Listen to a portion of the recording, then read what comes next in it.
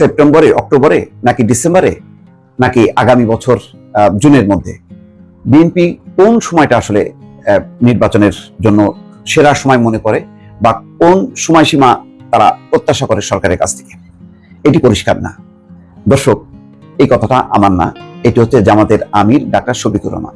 তিনি প্রথম আলোর সঙ্গে একটা সাক্ষাৎকার দিয়েছেন। সেই সাক্ষাৎকারে বলছেন যে বাস্তবতা হচ্ছে যে বিএনপি আসলে কোন তারিখ জানে না, তারা এক এক সময় এক এক রকম কথা বলছে। অর্থাৎ নির্বাচন নিয়ে বিএনপির কোনো ঠিক ঠিকানা নেই, মানে কথা বলার কোনো নির্দিষ্ট ইয়ে নেই যে যে না এটাই হবে, এই তারিখেই আমরা চাই বা এখনই হওয়া উচিত, এইভাবে হওয়া উচিত, এইরকম কোনো বিষয় নেই।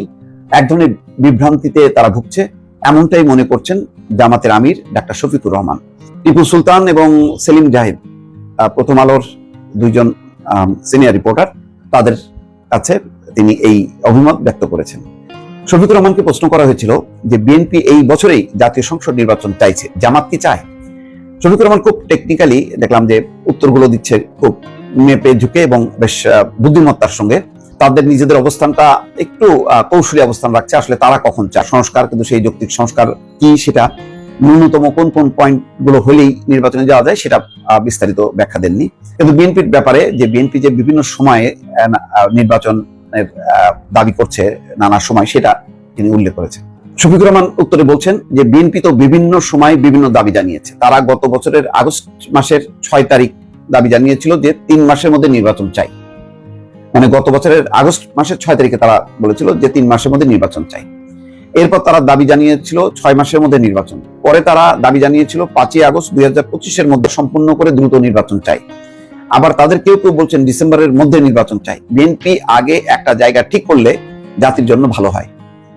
আমরা তো বিভিন্ন বক্তব্য পাচ্ছি, এই হচ্ছে মানে জামাত শফিকুর রহমানের বক্তব্য। অর্থাৎ বিএনপির কথার ঠিক নেই, এটাই তিনি বলতে চাচ্ছেন।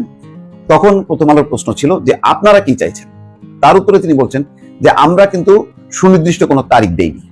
মিডিয়ার সামনে এই ব্যাপারে বিভিন্ন রকম কথা হয়েছে, আমরা এই ব্যাপারে বলেছি। প্রধান উপদেষ্টা একটা আন্দাজ দিয়েছেন এই বছরের ডিসেম্বরে অথবা আগামী বছরের প্রথমার্ধে, না এটা হতে পারে।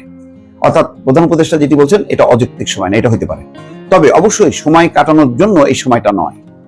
যৌক্তিক সংস্কারের যে বিষয়, সংস্কার যদি এর আগেও শেষ হতে পারে, যে কোনো সময় নির্বাচন হলে আমাদের আপত্তি নেই। এরপরে প্রথম আলো আর একটু সুনির্দিষ্ট করে প্রশ্ন ছিল শফিকুর রহমানের উদ্দেশ্যে যে আপনি সেদিন সিলেটে বলেছিলেন যে মৌলিক কিছু সংস্কার করা না গেলে সুষ্ঠু নির্বাচন সম্ভব নয়।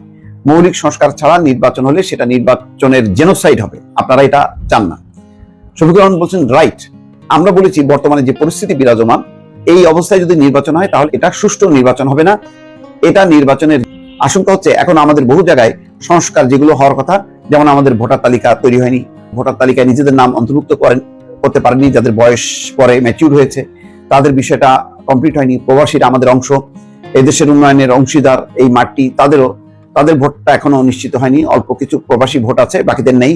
আমরা বলেছি প্রবাসীদের ভোট নিশ্চিত করতে হবে। যাই হোক, এবার স্বৈরাচারের পতনে তাদেরও অংশ ছিল, এই কথাগুলি বলছে। আসলে খুব বেশি গুরুত্বপূর্ণ যে সংস্কার তা না, এগুলি নির্বাচন কমিশনের খুব দ্রুতই 1 মাস 1.5 মাসের মধ্যেই করে ফেলতে পারে।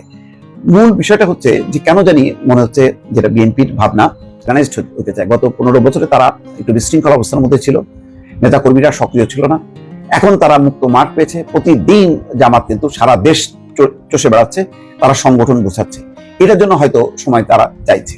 নতুন একটি রাজনৈতিক দলও যদি আবির্ভূত হয়, সেই দল সহ জামাত এবং ইসলামী রাজনৈতিক দলগুলোকে নিয়ে একটা জোরালো যদি জোট করতে পারে, জামাত ইসলাম এখন স্বপ্ন দেখছে ক্ষমতায় যাওয়ার।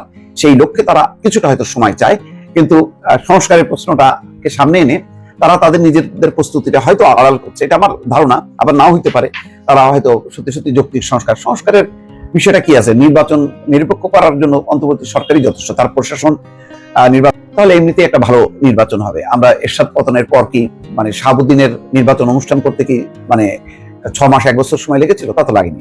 দ্রুত সময়ের মধ্যেই এরশাদ পতনের পর, তারপর আমরা যদি হিসাব করি, খুব দ্রুত সময়ের মধ্যেই কিন্তু নির্বাচনটা সম্ভব ছিল এবং একটা ভালো নির্বাচন হয়েছে।